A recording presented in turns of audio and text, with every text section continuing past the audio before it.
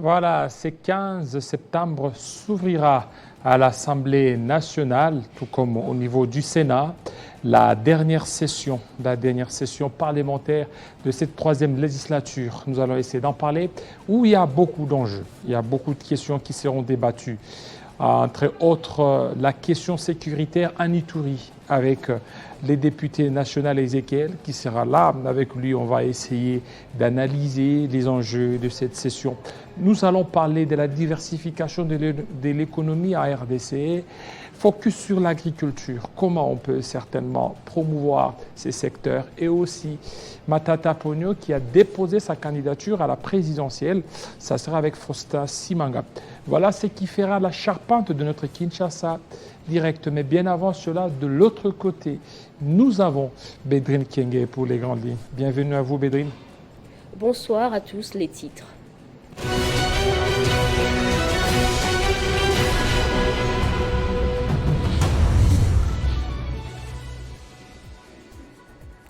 En justice, après leur nomination par ordonnance présidentielle le 28 août dernier, c'est ce jeudi que le haut magistrat de la Cour de cassation du Conseil d'État et des parquets généraux près ses hautes juridictions ont prêté serment devant le président de la République, Félix Tshisekedi, au Palais de la Nation.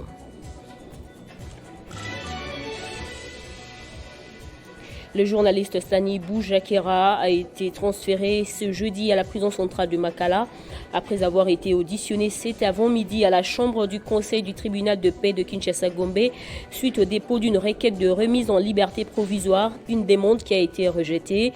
Le directeur de publication adjoint d'actualité.cd a été mis sous mandat d'arrêt provisoire pour des raisons d'enquête. Il lui est soupçonné de faux et usage de faux et de propagation de faux bruits suite à la publication par Jeune Afrique d'un article portant sur la mort de Chérubin Okende qui n'est pas signé par le confrère Stanis Boujakera. Et comme annoncé sur nos antennes depuis les débuts de la semaine, JMK Today revient ce jeudi à 20h avec les sénateurs Denis Kambaye. Il répondra aux questions de Jean-Marie Kassamba sur la situation du Grand Kassai. Au service national, la délégation des bâtisseurs jadis jeunes désœuvrés séjourne en Afrique du Sud depuis hier. Ces jeunes vont bénéficier de la formation des 6 mois en maintenance et logistique ferroviaire. Ces bâtisseurs vont ensuite travailler comme des machinistes dans le cadre du projet visant l'acquisition de 2 locomotives du service national.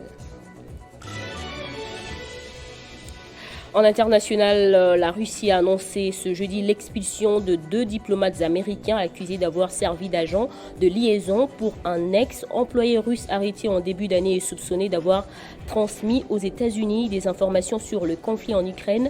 Selon le ministère russe des Affaires étrangères, les 2 diplomates déclarés persona non grata sont le premier et deuxième secrétaire de l'ambassade américaine à Moscou, Jeffrey Slin et David Bernstein. Voilà tout pour les titres, les détails à 19h avec Arlette Boutella. Pour l'heure, place à King Direct avec Jean-David Kilo. Retrouvez toute l'actualité en continu sur www.tv50.cd.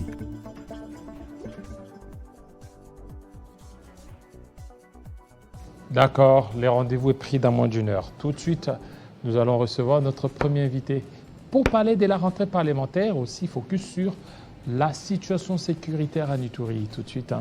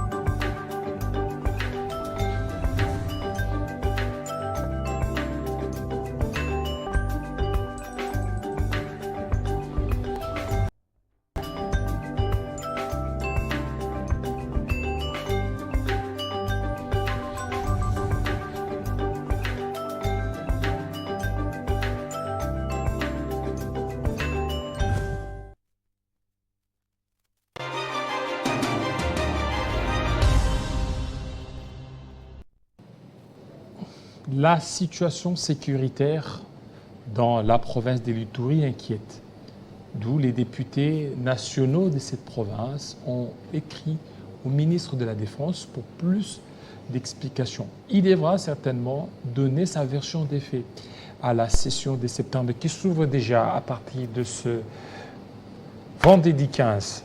Nous allons en parler avec les députés nationaux Ezekiel Kambale. Bienvenue.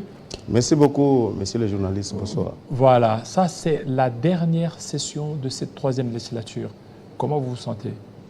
C'est la plus bonne session, une session dans laquelle il y aura organisation des élections et à l'occasion de laquelle il y aura l'évaluation objective de nos patrons, du travail que nous avons abattu pour lequel nous avons envoyé à Kinshasa. Vos patrons, c'est la population? C'est la population, bien sûr. Alors, comment vous allez vous y prendre tantôt la session, tantôt la campagne? Ça ne sera pas facile, c'est qu'on risque de se retrouver dans certaines sessions où ça sera vide parce que tout le monde sera en campagne. Vous savez, la campagne électorale commence le lendemain de la proclamation des résultats. Un beau député, pendant toute la législature, était en train de battre sa campagne. Et cette campagne, c'était pendant souvent les vacances parlementaires, être à côté de la population, parler des difficultés de la population, écouter la population et aussi amener les questions de la circonscription électorale à Kinshasa pour faire des plaidoyers afin qu'il y ait des résultats escomptés. Bien que tout dépend de l'exécutif, nous ne sommes que des parlementaires, nous récoltons et nous donnons acquis des droits. Et nous affaires aussi suivre. Alors vous êtes député national, alors pour vous, c'est l'Ituri qui vous intéresse? Oui, la situation sécuritaire. Je suis député national, c'est d'abord toute l'étendue de la République démocratique du Congo, comme je suis député national, et particulièrement la province de l'Ituri, ma province, mais plus particulièrement le territoire de Mambasa, qui est ma circonscription électorale. Alors qu'est-ce qui se passe là? Ah oui, nous en avions aussi parlé avec vous l'année passée. La situation est maintenant plus que catastrophique. Plus que catastrophique? Plus que catastrophique. La situation ne s'est pas arrangée en territoire de Mambasa. Mais c'est sous état de siège? Sous état de siège, oui, mais c'est théorique, plus théorique que pratique. Parce que qui dit état de siège, dit opération militaire. Mais en territoire de Mambasa, nulle part il y a opération militaire, que ce soit dans les différentes agglomérations. Les attaques se font par-ci, par-là, à Rissi, à Indépendant, à Mayouanou, à 26 et à Tolitoli, mais il n'y a aucune opération militaire. Donc c'est pourquoi je vous dis que c'est plus que catastrophique. Vous savez, la fête des vacances parlementaires de l'année passée, du mois de juillet, nous étions encore sur ces plateaux en train de décrier la situation. Et après être ici, nous avons même pris la parole au niveau de l'Assemblée nationale, où nous avons, à l'occasion de laquelle nous avons interpellé le président de l'Assemblée nationale sur la situation qui se passe sur le territoire de Mambasa. Malgré l'interpellation, rien n'est fait. Et vous savez, la situation que nous vivons en territoire de Mambasa, c'est la conséquence surtout des opérations conjointes FARDC UPDF qui s'effectuent à territoire de Beni, où les ADF sont attaqués à la frontière congolo-ougandaise. Et j'ai dit, les ADF ne sont pas neutralisés. Nous pouvons utiliser le terme chasser, le verbe chasser. Ils sont chassés de la frontière à l'intérieur du territoire national. Ceux qui étaient à Moalika, ceux qui étaient dans la vallée de Moalika, dans le parc de Virunga, sont maintenant vers 200 à 250 km dans les FEFO de l'intérieur du territoire national. Là, je parle du territoire d'Irumu et du territoire de Mambasa. Et le territoire de Mambasa, bien sûr, vous savez, au début des opérations, les caucus des députés nationaux étaient partis voir le ministre, l'ex-ministre de Défense et l'ancien chef d'état-major général de FARDC pour prévenir les conséquences de ces opérations en province de l'Ituri, pour que le gouvernement puisse monter des stratégies afin de stopper, afin de bloquer, à ce que les ADF déplacent leurs bastillons du territoire de Beni en territoire de Mambasa ou en territoire d'Irumu. Malheureusement, et l'inévitable est arrivé, les bastillons se déplaçaient des territoires de Beni à territoire d'Irumu, à Boutani, c'est la colline Boutani, qui est actuellement surnommée Medina D, ou bien Nouvelle Medina. Les bâtiments sont placés actuellement à Matolo, à Menzi, à Mandondondo, à Gbado, à Maroc. Et les conséquences, ce sont maintenant des attaques répétitives des ADF NALU dans le territoire de Mambasa, à Kundala, à Bana Congo, à Lolo, à Tolitoli, à Mayuano, parce que le gouvernement congolais et surtout l'armée n'a pas prévu des mécanismes de prévention pourvu que les ADF ne puissent Mais pas alors déplacer leurs que bâtiments. l'on apprend qu'il y avait quand même des avancées de ces opérations, UPDF ainsi que les FARDC, ils ont neutralisé beaucoup d'éléments des ADF. Alors qu'est-ce qui s'est fait? Oui, il y a des avancées, mais ces avancées sont surtout à la frontière congolo-ougandaise et surtout à territoire de Beni. Mais maintenant, ces avancées ont des conséquences sur d'autres agglomérations où il n'y a pas d'opération militaire. C'est alors, à cause de cette question-là, que nous avons adressé une question écrite au vice-premier ministre, ministre de la Défense. Pour qu'il fasse quoi? Oui. La question écrite a été traduite en 9 sous-questions. La première question, est-ce que les opérations conjointes FARDC-UPDF ne concernent que la frontière congolo-ougandaise? Quelles sont les mesures qui ont été prises pour protéger d'autres agglomérations lorsque les opérations conjointes sont en train de s'effectuer à territoire de Beni? Est-ce que le VPM est-il informé des bastions installés à Boutani, des bastions installés, bref, en groupement Bakwanza, Cheferi Babila Bakwanza et à territoire de Mambasa? Est-ce qu'il est informé des attaques, plusieurs attaques répétitives faites, faites par les ADF dans l'axe Mambasa-Komanda, dans l'axe Mambasa-Makeke? Est-ce que le VPM, le vice-premier ministre, ministre de la Défense, peut nous donner un bilan humain, un bilan matériel de toutes ces attaques, à l'occasion desquelles la population civile est massacrée, à l'occasion desquelles les véhicules des commerçants, des opérateurs économiques sont incendiés, à l'occasion desquelles les habitations sont incendiées, les hôtels sont incendiés, plusieurs conséquences négatives, plusieurs conséquences. Donc, bref, c'est inexprimable. Et alors, nous avons demandé au VPM de nous dresser un bilan. Le ministre de la Défense. Oui, le ministre de la Défense. Autre question que nous avons posée à l'occasion de cette question écrite adressée au ministre de la Défense est de lui demander, par rapport à la situation actuelle, situation géographique des bastions des ADF, est-ce qu'il connaît que ces ADF sont à quelques kilomètres de la RFO, la réserve de faune à Okapi, et que si les ADF pénétraient dans ce patrimoine mondial, ils vont encore trouver des ressources qui vont leur permettre l'épanouissement et le développement. Notamment la matière première, l'eau qui est dans la RFO, les animaux protégés qui sont dans la RFO. Est-ce qu'il connaît qu'ils sont à quelques mètres?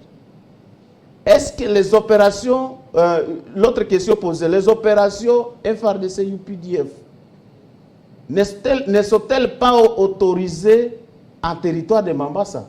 Si autorisation il y a, pourquoi elles ne veulent pas démarrer?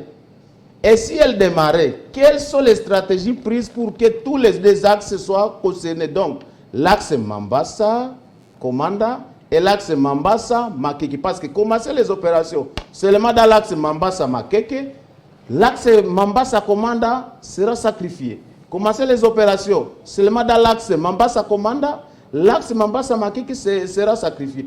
Quelles sont les stratégies prises pour que, s'il y a début des opérations des ADF, parce qu'il y a ces informations-là que nous avons reçues dans les formels, quelles sont les stratégies prises pour que tous les deux axes soient protégés? Ça, c'était la 4e question. Et la 5e question était celle de savoir est-ce que depuis l'état de siège, depuis tout ce temps-là, est-ce qu'il y a opération militaire à territoire de Mambasa? Mais vous êtes là quand même. S'il y a opération militaire, ces opérations militaires se trouvent où et quand est-ce qu'elles ont commencé? Donc, il n'y a pas d'opération militaire à Mambasa. C'est la question que j'ai posée. Non, mais vous êtes député, non? Je dis, il n'y a pas d'opération militaire. Il n'y a pas d'opération. Il n'y a pas d'opération militaire. Et nous l'avons décrié voici une année et demie. Les militaires ne font que jouer à la défensive. Il ne faut que jouer à la défensive. Ce qui est contradictoire, c'est un paradoxe. Dans ce territoire, sous état de siège, les militaires n'attaquent pas. Au contraire, il faut d'autres activités, à en croire. Un mémorandum de la société civile et le rapport de mes vacances parlementaires. Les militaires, certains s'occupent de l'exploitation minière, ils sont dans les carrés miniers, et d'autres s'occupent de l'exploitation forestière. Autant de questions que nous avons posées au vice-premier ministre, et ministre de la Défense, pourvu qu'il puisse nous donner des explications. Nous n'avons pas seulement besoin de réponses, mais nous posons des questions. Ce sont des questions d'une manière ou d'une autre qui vont aussi lui servir d'information pour certaines questions, certaines informations dont il n'est pas en possession. Nous avons besoin de résultats, de retombées. Lorsque les opérations militaires vont commencer à territoire de Mambasa, nous allons applaudir. Je sais, je connais la promptitude, je connais la compétence du ministre de la Défense. Et s'il est informé de la vraie situation du territoire de Mambasa, il ne restera pas sans poser des actes courageux. Merci beaucoup, monsieur le député national, pour vous être occupé certainement de Mambasa.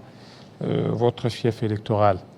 Merci, c'est moi qui vous remercie. Voilà, merci. Et ça doit être notre préoccupation parce que si nous sommes ici, c'est à cause de cette population que nous prenons comme patronne et que nous considérons de notre part comme travailleurs de cette population. Voilà, merci beaucoup. On va suivre un deuxième invité tout de suite.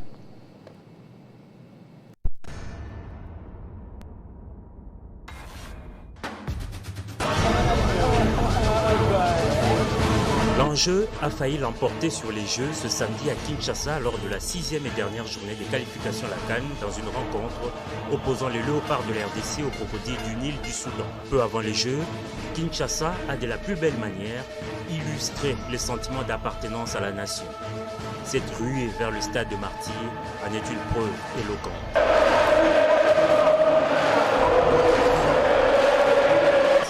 Et dans l'arène du stade, les places assises ne sont plus visibles.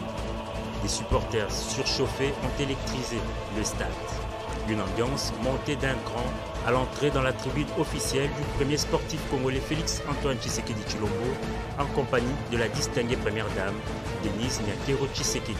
Cette atmosphère de gaieté a peu après laissé place à l'angoisse. Censé débuter à 17h juste, voilà plus d'une demi-heure que le coup d'envoi de la rencontre n'est toujours pas donné.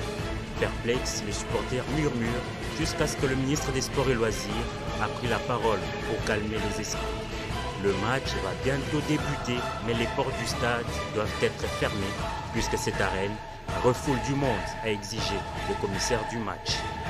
L'exigence passée, les jeux débutent. Les léopards n'ont pas attendu longtemps pour sortir leurs griffes, déjà à la 8e minute avec un but signé Théo Bonganda.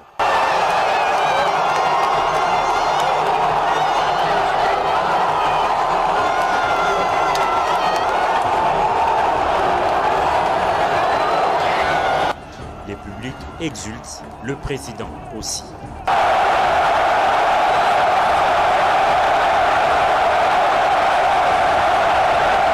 La suite de la rencontre a été marquée par plusieurs occasions manquées. Ce n'est qu'en seconde période, vers la 86e minute, que les léopards ont inscrit le second et dernier but, assurant leur qualification à la 34e édition de la CAN. Un retour du géant après 2 éditions d'absence. Voilà qui réjouit le chef de l'État et son peuple. Comme dans ses habitudes, le président de la République s'est rendu après le match dans les vestiaires des athlètes victorieux.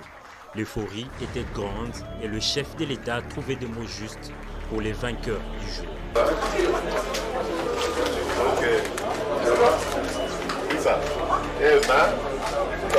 Ce miracle congolais, après un début difficile dans ses éliminatoires, est à saluer.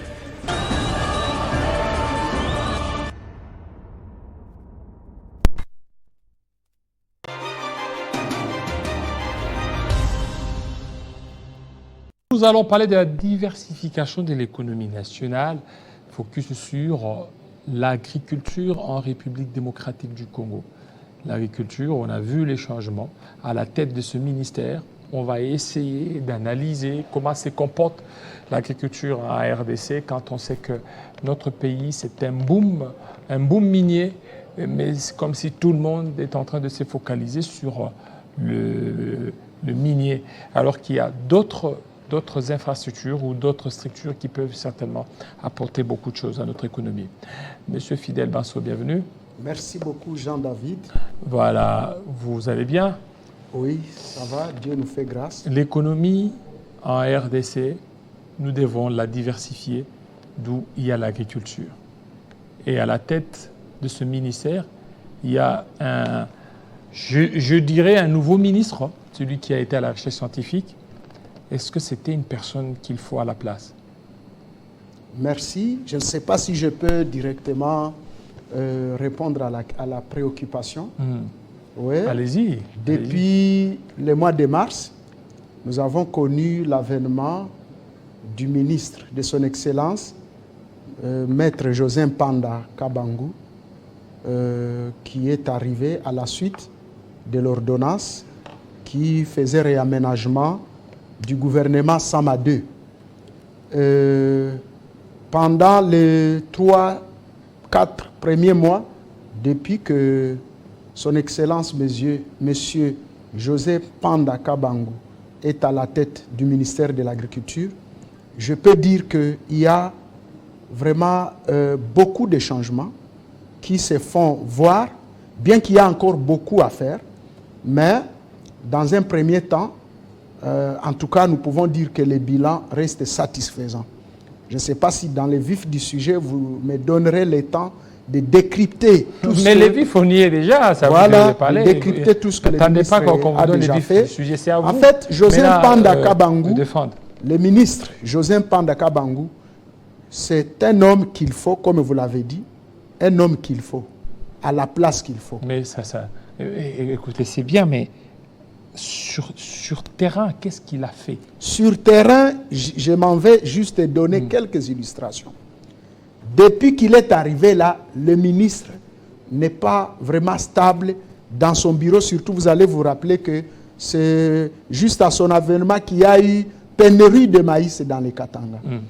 Et aussitôt arrivé, il y avait ces problèmes-là. Et on continue toujours jusque-là? Non, on a déjà trouvé solution. Aujourd'hui, allez vous informer sous le leadership de José Mpanda avec beaucoup de centres. Oui, est-ce que la solution, c'est une solution congolaise ou c'est une solution de l'extérieur? Congolaise. Ce sont des Zambiens qui nous fournissent et les Sud-Africains. Une grande partie, c'est la solution congolaise.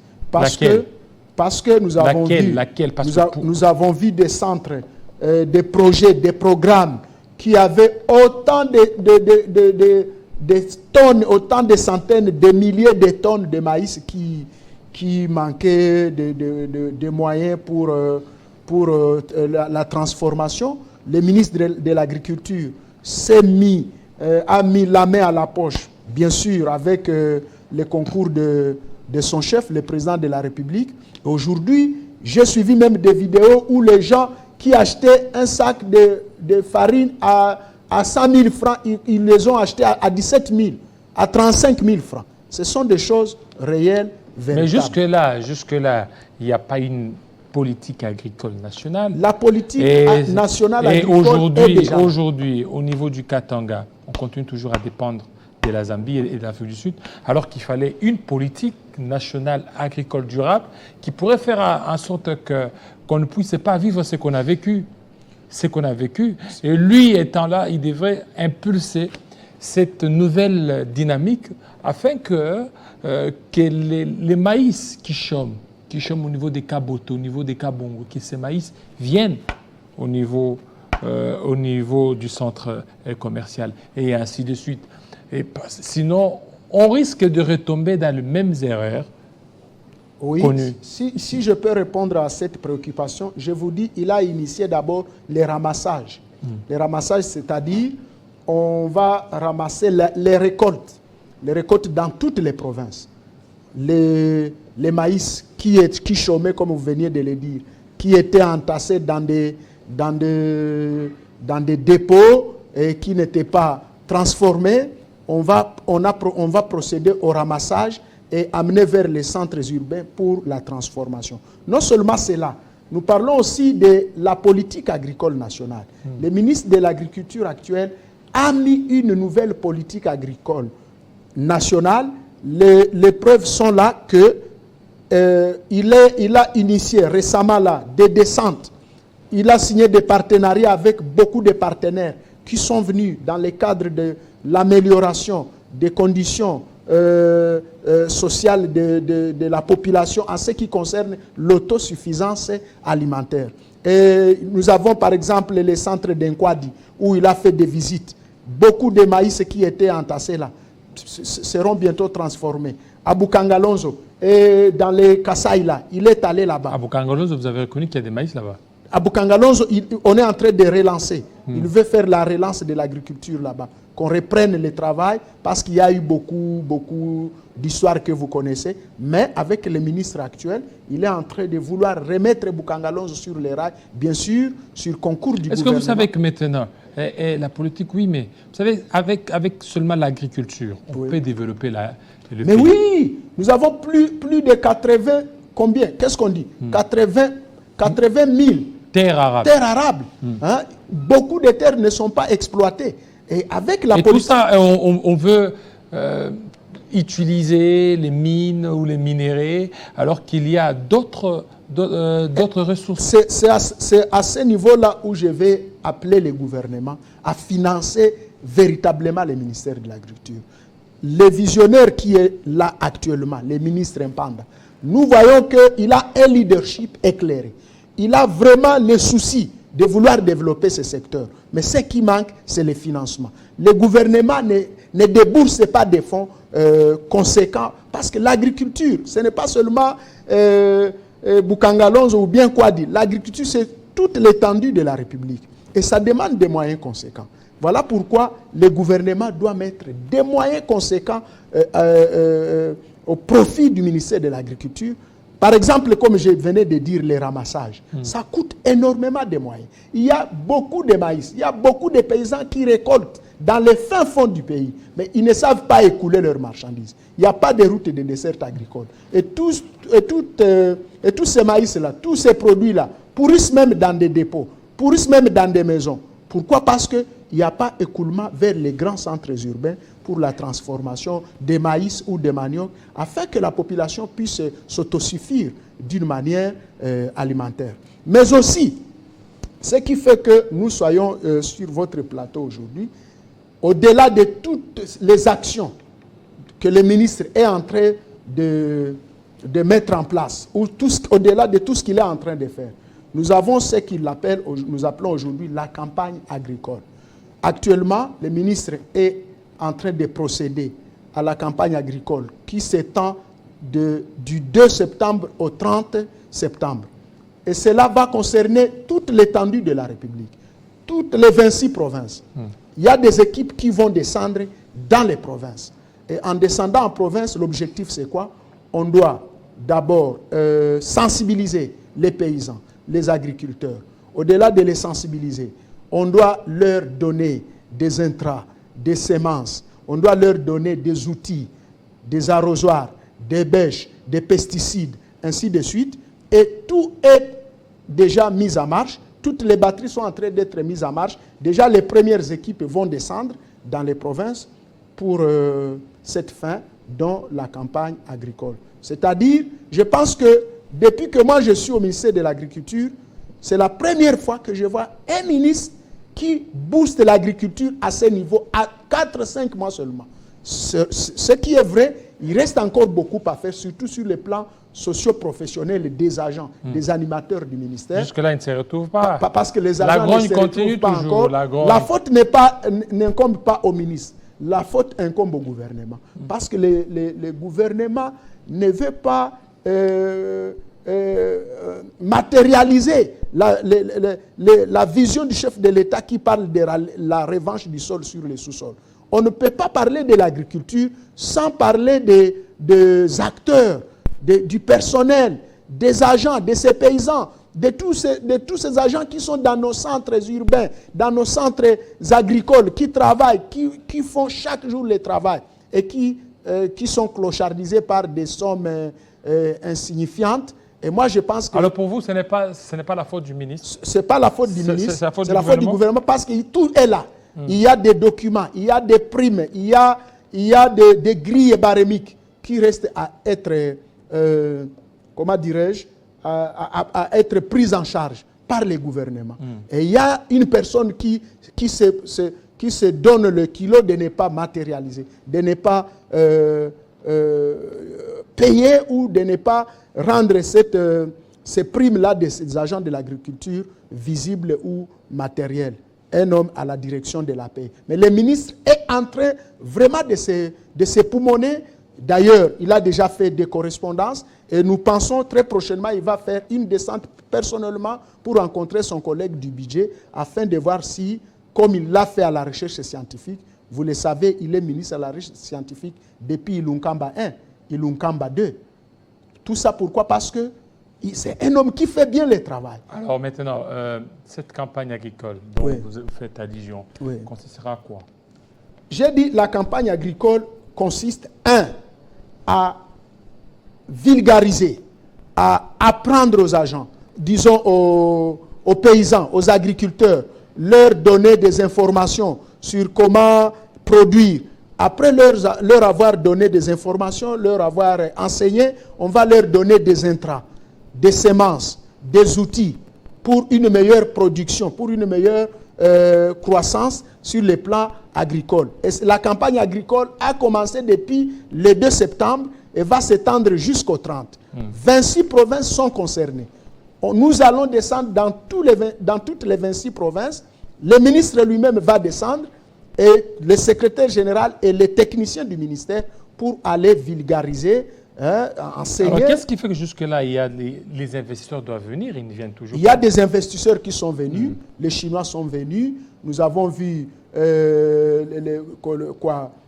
d'autres investisseurs que j'ai vus, les Indiens aussi sont venus, et ils ont même déjà implanté leurs usines. Il y a certaines usines qui sont déjà implantées ici, consistant à la transformation de manioc, de maïs en semoule, et tous ces projets-là sont déjà mis en marche. Le problème que nous avons, David, dans notre ministère, c'est que tout ce que le ministre fait n'est pas mis à la place publique pour que les gens prennent connaissance de ce qu'il est en train de faire.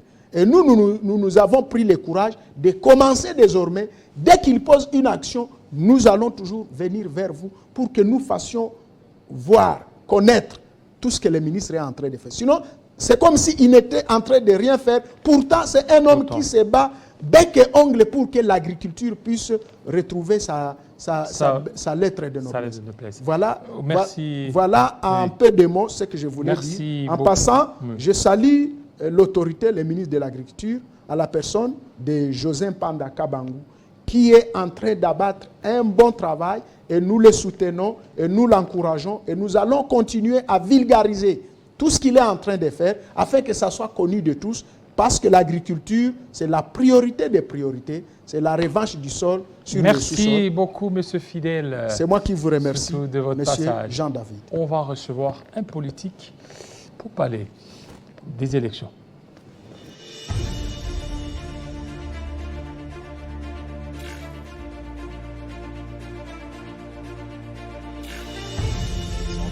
D'aggraver les conflits dans ces pays.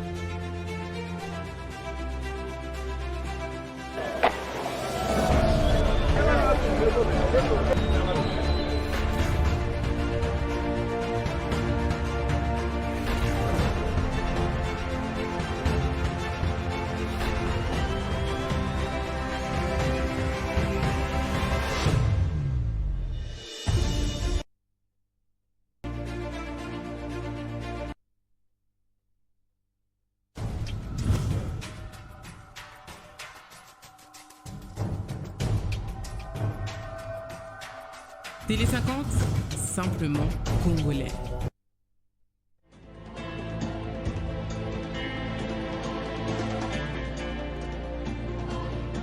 Télé 50, la seule chaîne qui incarne la République démocratique du Congo.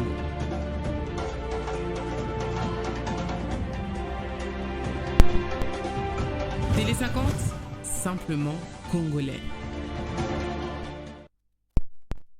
La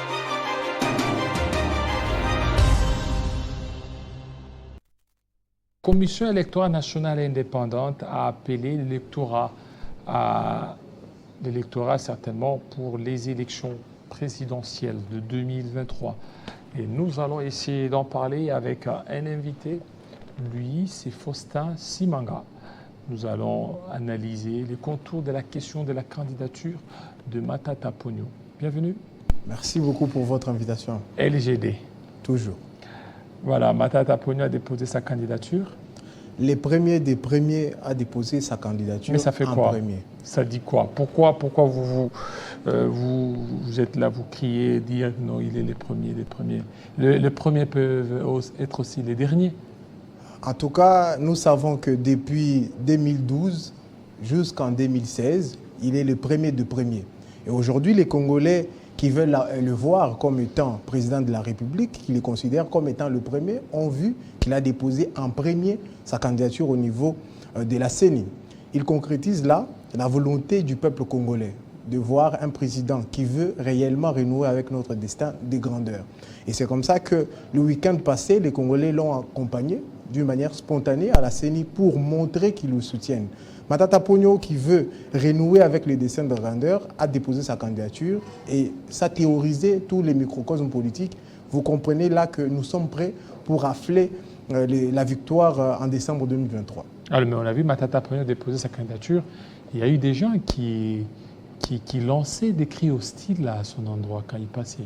Mais vous savez, on a entendu quelques bruits par-ci, par-là, de candidats qui ont déposé leur candidature pour jouer. Donc, ce sont les sympathisants de ces candidats. Ah, effectivement, ceux qui étaient en ville ont vu que les LGD a obligé la police de bloquer la circulation parce qu'on était très nombreux. On est venu soutenir la candidature d'Augustin Matata Ponyo Mapon et vous savez... Mais vous n'avez pas perturbé la circulation ou la quiétude? Non, la disposition de la police était préventive. Nous avons été disciplinés et ordonnés. Là où on nous avait demandé de nous mettre, de nous ranger par la police, nous avons respecté. Nous avons été respectueux de l'ordre public, vous l'avez constaté. Donc, il y a un moment où il y a un candidat qui dépose sa candidature pour jouer, juste pour jouer. Il a voulu perturber, mais les militants et sympathisants du LGD sont disciplinés. Ils ont encore une fois de plus montré qu'ils peuvent rester focalisés sur l'objectif, même s'il y a les détracteurs qui tentent de les dérouter. Donc, alors pourquoi Matata n'a pas attendu peut-être au milieu du mois pour aller déposer? Mais c'est dès le lancement, il s'est jeté, il a peur de quoi? Au début de mon propos, je vous ai dit qu'il était les premiers de premiers. Les meilleurs partent en premier. Vous savez que vous n'avez pas besoin d'attendre 45 jours pour déposer votre candidature. Matata Ponyo... Mais il devait tâter la température du peuple congolais sur toute l'étendue du territoire national, comme font certains candidats. Matata Ponyo connaît la température du Congo. Il la connaît. Matata Ponyo ne tâtonne pas. Matata Ponyo a déjà été aux affaires. Il sait comment le cœur du Congo bat. Il sait comment le cœur de l'économie congolaise bat. Il sait que quand il faut stabiliser le cadre macroéconomique, il faut appuyer. Et ceux qui l'ont vu aller déposer ont remarqué que sur sa chemise, il y a écrit 900.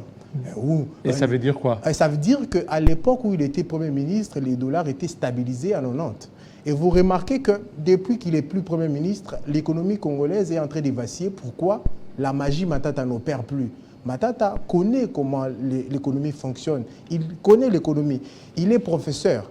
Et vous savez que en ce moment où nous parlons, le Congo a besoin d'arrêter avec les tâtonnements. Nous avons compris que les promesses non tenues ont l'adresse. Et l'adresse se trouve à l'Union dite sacrée.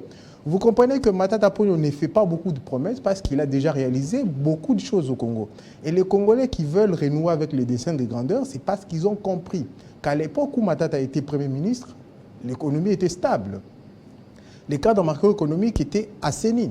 Il y avait des collages et des avions et les décollages de l'économie. Vous comprenez que Matata n'est plus aux affaires, les avions sont cloués au sol. Pourquoi? il n'y a pas une bonne gouvernance. Oui, mais parce qu'ils disent que Matata avait acheté des avions très anciens, vous savez, trop archaïques. Au niveau où nous sommes, nous assumons tout. Nous assumons les avions, les 4 avions que nous avons achetés. Matata Ponyo Mapon a acheté à l'époque les 4 avions avec l'urgence qu'il y avait. Il y avait besoin de pouvoir désenclaver les provinces. Il y avait besoin de pouvoir faire en sorte que les Congolais qui veulent se déplacer de Kinshasa en province puissent le faire sans faire beaucoup de queues. À l'époque, il y avait la compagnie que je ne citerai pas pour ne pas faire la pub, le monopole. Et vous comprenez qu'il y avait urgence. Et il y a un délai d'attente pour avoir des avions neufs. Aujourd'hui, la réalité donne raison à Matata parce qu'il fallait attendre. Et en attendant qu'on puisse être en mesure d'avoir les avions neufs, il y avait besoin d'acheter les 4 avions qui étaient des secondes mains, vous comprenez. Ce n'est pas une honte. Beaucoup de compagnies au monde achètent des avions d'occasion parce que, vous le savez, les avions coûtent cher. Parce que Matata était visionnaire, il a acheté avec 4 milliards de budget national, mais puisque c'est lui qui a prétendu être, c'est lui qui viendra nous mettre les budgets à 16 milliards, et nous avons juste constaté que c'était juste 16 milliards de promesses, et Matata avait 4 milliards de budget national. Vous comprenez là que c'est différent. Avec 4 milliards, Transco est sorti de terre. Avec 4 milliards, Congo Airways a été lancé. Avec 4 milliards, beaucoup d'infrastructures ont été érigées partout dans la République. Vous comprenez là qu'il ne suffit pas juste de brandir les chiffres fallacieux, il faut être en mesure d'appliquer les moyens économiques et stabiliser l'économie, vous comprendrez, pour pouvoir maintenir la gouvernance à un certain niveau. Là, le pays est en train de descendre aux enfers. Il faut les sauver. C'est comme ça que Matata a déposé la candidature au niveau de la CENI pour répondre à la volonté des Congolais qui veulent le voir à la tête de l'État et pouvoir redresser la République. Alors, il y a ceux qui disent que le dossier Bukangalozo a davantage fragilisé Matata. Ne voyez-vous pas qu'ils ont raison? Les dossiers Bukangalozo, il n'y a plus de dossier Bukangalozo. Tout ce qui reste, c'est l'acharnement politique. Vous voyez, il faut que les Congolais qui nous suivent les comprennent. Qu'il n'y a plus de dossier Bukangalozo, l'arrêt RP001 a déjà clos cette affaire. Là, on reste en train de se battre contre la justice politique et la volonté des juges, malheureusement, à vouloir à tout prix clouer Matata et ne pas le permettre de pouvoir briguer la présidence. Ils ont échoué. Et les constats que les Congolais ont fait, en voyant Matata aller déposer sa candidature au niveau de la CENI, est que plus rien ne peut l'arrêter. Nous savons que l'Union du Sacré, la seule façon où ils peuvent gagner, c'est se retrouver face à un autre candidat. C'est comme ça que les Congolais qui étaient réunis au sein du LGD, qui sont réunis au sein du LGD et qui ont décidé que Matata Ponyo Mapon soit les candidats uniques à l'élection présidentielle, ont compris qu'il faut les protéger, il faut les sécuriser par les idées, par la résistance. Et ils sont prêts à pouvoir le faire jusqu'à la victoire de 20 décembre 2023. Vous comprenez là que Matata Ponyo Mapon sera candidat, il est déjà formellement candidat, il est le tout premier candidat. Et vous comprenez que les Congolais qui s'opposent à... Donc ça ne le fragilise pas, le dossier, cette affaire? Pas du tout. Cette affaire les requinque dans sa volonté de pouvoir gouverner le pays. Vous savez, et ceux qui suivent les leaderships et qui comprennent la réalité du leadership savent qu'à partir du moment où vous voulez porter les ambitions, les combats commencent. Et Matata Ponyo est rodé dans ça. Et Matata, quand il est parti devant le juge de la Cour constitutionnelle, même si par lui-même, il ne voulait peut-être pas y aller. Et parce qu'il faut respecter l'institution Cour constitutionnelle, il est respectueux de l'idée de justice. On ne va pas le dire assez. Vous comprenez qu'il est parti, il était très à l'aise. Vous l'avez vu, il a même enlevé sa veste pour faire comprendre au peuple congolais qu'il était très à l'aise avec l'affaire politique et la justice politique qu'on veut nous imposer dans ce pays. Matata Ponyo est prêt pour gagner les élections. Il fait peur. Parce que Matata fait peur. Parce que Matata veut libérer le Congo de la justice. C'est comme ça qu'on l'accuse par les affaires de justice qui ne disent pas leur nom. Vous comprenez qu'il faut laisser Matata gouverner le pays. Et au fur et à mesure que nous sommes en train d'avancer, les constats seraient que le seul qui peut libérer le Congo de la justice, c'est Augustin Matata Ponyo Mapon. Alors, Congolais de la justice, mais actuellement, on est en train de voir la stabilité, la gratuité de l'enseignement, la gratuité de la maternité, chose que Matata n'a pas fait, alors que tout était constitutionnel. Mais vous savez que Matata Ponyo Mapon sait que on ne construit pas un pays avec la gratuité ou on ne construit pas le pays dans la gratuité, on construit les pays avec la qualité. C'est différent. Vous savez, aucun pays au monde s'est développé avec la gratuité. Il faut pouvoir donner au peuple la volonté et la capacité de pouvoir payer ou payer les prix des services. Vous savez, si on payait bien les policiers, on payait bien les fonctionnaires de l'État n'auront pas besoin qu'on puisse les donner l'éducation gratuite ou la maternité gratuite. Il ne faudrait pas s'engouffrer et s'embourber dans l'État-providence. Vous savez, il faut permettre aux Congolais de pouvoir être à mesure de payer les services. Si on veut infantiliser et continuer à infantiliser le peuple congolais, on leur donne l'illusion de la gratuité. Parce que rien n'est gratuit au monde. Ceux qui sont beaucoup plus avertis les comprennent. Quand on vous donne avec la gratuité, on vous prend beaucoup plus. On veut rendre gratuit la maternité. On ne pense pas au planning familial. Et là, qu'est-ce qu'on veut dire ? Il y a un taux de natalité qui est beaucoup plus élevé au Congo et il y a un taux de mortalité qui est beaucoup plus élevé au Congo. Ces questions-là, on ne les traite pas avec des mesures populistes. Il faut réfléchir dans le fond. On veut rendre la maternité gratuite. Il y aura la population qui va, encore une fois de plus, galoper. Comment on gère toute cette population? Pendant qu'aujourd'hui, dans le monde, on parle des plannings familial, j'allais dire, et ici, on nous vend l'idée de la gratuité. Si on veut rendre tout gratuit, on tue la qualité. Il faut s'attacher à la qualité. Et la qualité est dans le leadership et la gouvernance des qualités. Et ça, c'est l'offre politique de Matata. Vous comprenez là que seul Matata aujourd'hui a la vision claire et les idées claires pour pouvoir porter les bateaux Congo jusqu'à bon port. Et les bons ports, c'est le développement. Et ça ne se fait pas avec la gratuité, ça se fait avec la qualité.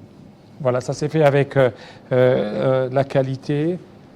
Comment est maintenant le moral de vous? De vous surtout avec le verdict de Kabound, 7 ans. Si on a frappé fort sur Kabound, n'avez-vous pas peur que ça risque de se répercuter? Vous savez, je ne vais peut-être pas citer, mais ceux qui portent la cravate rouge sont différents. Il faut être courageux pour porter la différence. Cette différence-là, nous l'assumons. Et quand on est leader, c'est parce qu'on veut affronter l'orage. Matata Ponyo est prêt à affronter l'orage. Matata, ce n'est pas quelqu'un qu'on veut juste condamner parce qu'on veut l'écrire sur Facebook. Il faut le condamner ou l'acquitter à la lumière de la loi. Et vous savez qu'aujourd'hui, Matata ne peut pas être condamné dans ce pays si on veut réellement être sérieux avec la justice et l'idée de l'état de droit. Matata ne peut pas être condamné parce qu'ils sont en train de provoquer les Congolais. Les Congolais sont prêts. Et vous savez combien de Congolais aujourd'hui portent la cravate rouge? C'est quasiment 2 millions. Et vous savez combien de Congolais croient aux idées de Matata? C'est beaucoup de milliers de personnes et beaucoup de milliers de Congolais qui croient aux idées de Matata. Est-ce qu'on va marcher sur tous les Congolais pour pouvoir arrêter Matata? Je pense que non. Il faut que le gouvernement actuel et l'Union du Sacré puissent rester lucides. Parce que si on fait l'erreur, ils sont en train, j'allais dire, de jouer avec le feu. Ils sont en train de danser autour du volcan. Ça peut péter à tout moment. Ça veut dire qu'il ne faudrait pas penser que Matata, parce qu'il est pacifique, parce qu'il porte une cravate rouge, parce qu'il veut de la qualité, il n'est pas à mesure de dire aux Congolais, les Congolais, arrêtez ceux qui veulent pouvoir clouer Matata. Vous savez, les idées portées par Matata, c'est les idées de lumière, c'est les idées qui veulent la clarté. Parce qu'on veut la clarté dans ce pays, parce qu'on veut que la lumière puisse gouverner ce pays, l'obscurantisme veut clouer Matata. L'obscurantisme veut faire en sorte que Matata ne puisse pas élever le ton. Vous savez, il y a beaucoup de Matata aujourd'hui. Matata s'est déjà multiplié. Matata est partout aujourd'hui. Tous les Congolais ont du Matata en eux. Quand vous montez dans l'avion Congo Airways qui a été par le besoin politique cloué au sol aujourd'hui, vous pensez à Matata. Quand vous regardez Transco, vous pensez à Matata. Quand vous regardez tous les boulevards du 30 juin, vous pensez à Matata. Merci. Donc Matata est partout aujourd'hui. Merci beaucoup. Merci à vous, Faustin Simanga. Merci à vous, fidèles téléspectateurs. Vous avez raison de nous suivre tout à l'heure. Ça sera la grande édition d'Arlette Boutela. Il sera certainement 20h à Kindu, 19h à Kinshasa. Portez-vous très bien. À très bientôt.